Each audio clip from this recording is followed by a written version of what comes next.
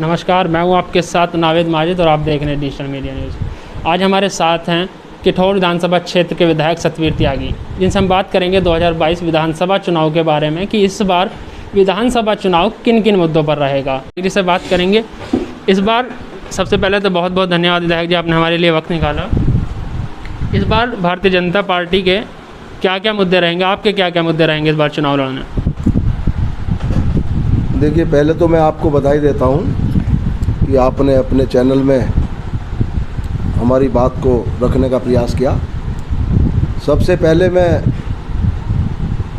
अपने यशस्वी मुख्यमंत्री आदरणीय योगी आदित्यनाथ जी का धन्यवाद देता हूं, उनको बधाई देता हूं कि जिन्होंने कोरोना काल में भी खुद भी पॉजिटिव रहते हुए उसके बाद जनता के बीच में गए और जनता का ही नहीं बल्कि डॉक्टर्स का और जो कोरोना काल में अधिकारी काम कर रहे थे उनका और हमारे कार्यकर्ता, भारतीय जनता पार्टी के कार्यकर्ता, जनप्रतिनिधि जो इसमें हिस्सा ले रहे थे, उनका मनोबल बढ़ाने का काम किया। तो मैं उनका हृदय से आभार प्रकट करता हूँ।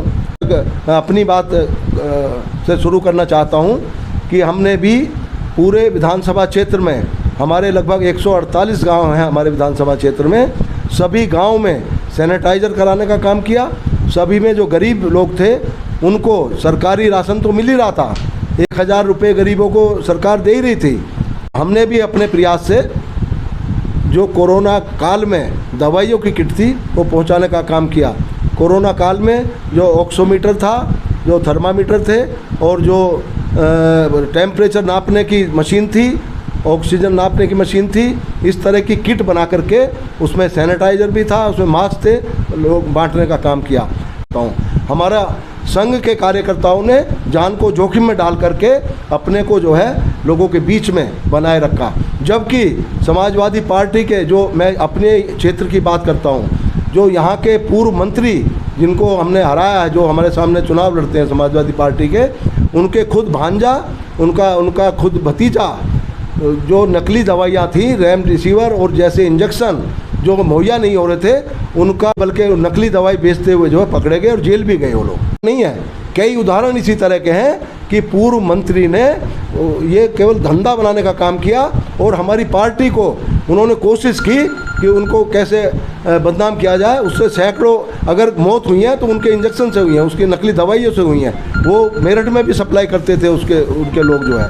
मैं अपनी पार्टी के भी तमाम ऐसे कार्यकर्ताओं को बधाई देता हूं, चाहे बूथ अध्यक्ष हैं, चाहे मंडल अध्यक्ष हैं, चाहे दूसरे हमारी पार्टी के और अन्य कार्यकर्ता हैं, जिन्होंने जो भी सरकार की योजनाएं थीं उन तक जो है, चाहे राशन हो, चाहे मास्क हो, चाहे सैनिटाइज़र हो, उसमें सबको जो है पहुंचाने का काम किया। और मैंने खुद लगभग जो है 20 से 25 हज़ार तक मास्क बांटे क्षेत्र में, और इतना ही जो है मैंने सैनिटाइज़र की छोटी बोतल बांटने का काम किया। हर गांव को 2 बार सैनिटाइज कराने का काम किया अपने विधानसभा क्षेत्र में और लोगों के बीच में रहा। मैं खुद कोरोना पॉजिटिव होने के बाद भी लोगों के बीच में गया। मैंने लिस्ट बनवाई, जिन परिवारों में कोरोना काल में जिनकी डेथ हुई, मैं सारे अधिकारियों को वहाँ पर ले गया, मैंने उनकी लिस्ट बनवाई। उनकी आर्थिक मदद सरकार से भी कराने का पूरा प्रयास किया और कर रहा हूँ। और मैंने अपने आप भी जितनी हो सकती थी मैंने भी आर्थिक मदद अपने निजी प्रयास से भी करने का पूरा काम किया। लेकिन पिछले दिनों हम शाहिद मंजूर से मिले, उन्होंने कहा कि मेरे कोई बहन ही नहीं है, तो भांजा कहाँ से आएगा? 15 अगस्त को उन्होंने पूरे संबोधन में कहा, जहाँ पर सभी पत्रकार मौजूद थे। इस पर आप क्या कहेंगे? इसमें मेरा कहना यह है कि ये जो कागज़ मेरे हाथ में है, इसमें लिखा है नकली रेमडेसिविर बनाकर बेचने वाले 7 गिरफ्तार। आरोपितों में एक पूर्व कैबिनेट मंत्री का भांजा, अब तक कई ठगे। इसकी जो अंदर की खबर है उसमें लिखा हुआ है आरोपित, ये सारे फोटो हैं उसमें, आरोपित पर धोखाधड़ी, महामारी अधिनियम और आपदा प्रबंधन अधिनियम के तहत केस दर्ज। इसमें भांजा भी है, इसमें भतीजा भी है, इसमें उनके तमाम लोग जितने भी पकड़े गए, जो जेल गए हैं, उससे सारे लोग कहीं ना कहीं किसी ना किसी रूप में जुड़े हुए हैं। ये मेरा कहना नहीं है, अखबार की कटिंग मैं आपको दे रहा हूँ। ये एक अखबार की कटिंग है जो नोएडा से निकलता है अखबार, और ये महत्वपूर्ण अखबार है, ये कोई ऐसे अखबार नहीं है। ये अमर उजाला, दैनिक जागरण और दूसरे अखबारों की खबर है। ये मैं कोई बनावटी बात नहीं कर रहा, ना मैं कभी बनावटी बात करता, मैं जो सही बात है उसी कहता हूँ। पिछले दिनों कोरोना में आपकी एक खबर जो काफ़ी वायरल हुई थी कि स्वास्थ्य विभाग के लोग आपका फ़ोन नहीं उठा रहे हैं, उसका क्या पूरा मामला था, एक बार हमारे दर्शकों को समझा दिए।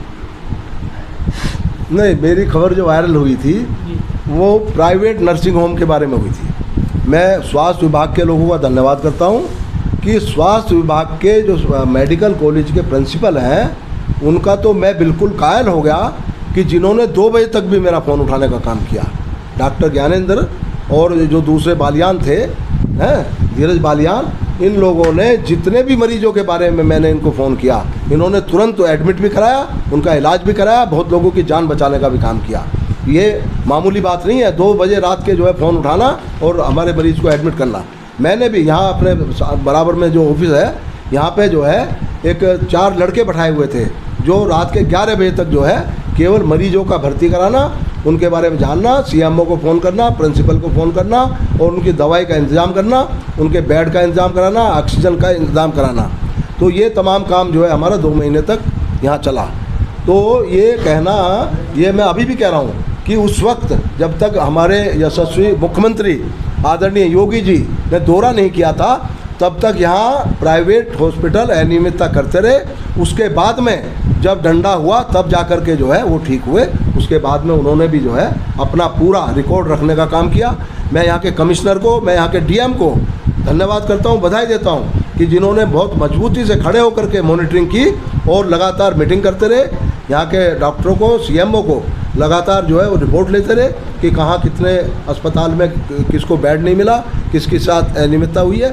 हाँ, उससे पहले ज़रूर जब तक जो है प्राइवेट वाले मनमानी करते रहे, और उनका मैं अभी भी कहता हूँ प्राइवेट वालों का अभी भी कुछ प्राइवेट अस्पताल ऐसे हैं जो आज तक भी जो है लुके छिपे जो है बेईमानी और लोगों के साथ जो है धोखाधड़ी करने का काम करते हैं। अभी पिछले दिनों आपकी एक खबर वायरल हुई थी कि किठौर थाना आपका फ़ोन नहीं उठा रहा है, वो आपकी सुन नहीं रहे हैं, बल्कि विपक्षी नेता जो हैं, पूर्व मंत्री हैं, पूर्व सांसद हैं, उन लोगों की बात ज़्यादा मान रहे हैं। तो इसके बारे में ये क्या मामला था पूरा? अब इसके बारे में मैं कप्तान साहब से बात करूँगा, इसमें तो आपसे क्या बात। हमारा आखिरी सवाल, इस बार भारतीय जनता पार्टी के क्या क्या मुद्दे हैं? एक बार अपना विकास कार्य जो आपने किठौर विधानसभा क्षेत्र में किया, एक बार हमारे दर्शकों के सामने, किठौर विधानसभा क्षेत्र वासियों के सामने लोगों को बता दीजिए विकास कार्य। देखिए, विकास कार्य तो अभी यहाँ मेरा ऑफिस चल रहा है, जितने लोग यहाँ बैठे हुए हैं विभिन्न हैं, यहाँ जो है सारे ब्लॉकों के लोग हैं हमारे। आप पूछ सकते हैं जितने काम इन 4.5 वर्षों में हुए हैं, इतना कभी 25 साल के काम और 4 वर्षों के हमारे जो है 4 वर्षों के काम, बल्कि 3 वर्षों के ही, 4 वर्षों में तो और भी ज़्यादा हुए हैं, और अभी भी जो है अभी 7 महीने शेष हैं। मैं आपको विश्वास दिला रहा हूँ, आप जाकर के क्षेत्र में जाइए, आप देखिए कोई गांव ऐसा नहीं है जहाँ किसी न किसी रूप में हमारा कोई विकास का काम ना हुआ हो। चाहे उसमें हमने लाइट लगवाई हो, चाहे नल लगवाए हों, चाहे सड़कों के विकास कराए हों, वहाँ इंटरलॉकिंग खरंजा सड़क बनवाई हो, हमने वहाँ कई जगह जो है अस्पताल बनवाए हों, कई जगह हमने जो है क्या नाम आपके लोगों का अपनी पर्सनल मदद करके जो है राशन बंटवाने का काम किया हो, हमने विधवाओं को जो है अपने अपने स्वयं जा कर के जो है उसकी लिस्ट बनवाई हो। इतने काम हमने किए हैं कि पूरे 25 साल में यहाँ जो है यहाँ का जो पूर्व विधायक थे या पूर्व मंत्री जिनको आप कह सकते हैं वो भी नहीं करवा पाया। आखिरी सवाल, इसके बाद मैं अपनी बात खत्म करूँगा। हर किसी व्यक्ति के मन में एक ही सवाल है। पूर्व मुख्यमंत्री कल्याण सिंह, जिसे बाबूजी के नाम से जाना जाता है, पूर्व राज्यपाल भी रहे, वहाँ पर सभी पार्टियों के नेता पहुँचे, मायावती पहुँची, बाकी नरेंद्र मोदी तक पहुँचे हैं, लेकिन पूर्व मुख्यमंत्री जो सूबे का विपक्ष है अखिलेश यादव नहीं पहुँचे हैं। इस पर आप क्या कहेंगे कि जबकि वो पूर्व राज्यपाल के अलावा, पूर्व मुख्यमंत्री के अलावा सपा का एक हिस्सा भी रह चुके थे? कि वो केवल मुसलमान वोट नाराज़ ना हो जाए, उनको मुसलमान वोट से जो है इतना तो वो बंटवारा करते हैं वो कि वे किसी नेता के यहाँ जाएंगे, किसी के यहाँ नहीं जाएंगे, लेकिन वोट ना छिटक जाए, इसलिए जो है कल्याण सिंह के यहाँ उनको जाने से उन्होंने परहेज किया। बहुत बहुत शुक्रिया सर, आपने हमारे लिए वक्त निकाला। ये थे हमारे साथ किठौर विधानसभा क्षेत्र से विधायक सतवीर त्यागी जी। कैमरामैन जाहिद के साथ मैं नावेद माजिद, किठौर।